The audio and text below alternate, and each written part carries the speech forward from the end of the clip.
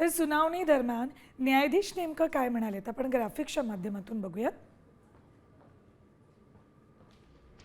बघा, आरोपीनं शांत डोक्यानं हत्या केली, मुलीला टॉर्चर केलं, हत्येनंतरही आरोपीनं लैंगिक अत्याचार सुरूच ठेवला। आरोपीनं चिमुकलीला जिवंत राहण्याचा कोणताच पर्याय ठेवला नाही।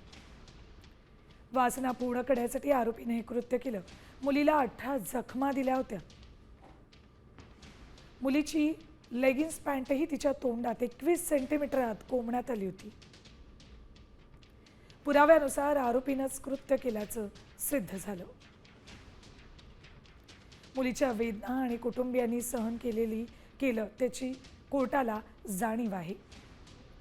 आरोपीला आजन्म कारावास अपुराच, पण फाशीची शिक्षाही अपुरी। आरोपीनं याआधीही 53व्या वर्षी कुटुंबातील मुलीवर अत्याचार केलाय। आरोपीनं सुधारण्याची पातळी ओलांडली। 16 दिवसात आरोपपत्र दाखल झालं। 16 दिवसात खटलाही पूर्ण करण्यात आला।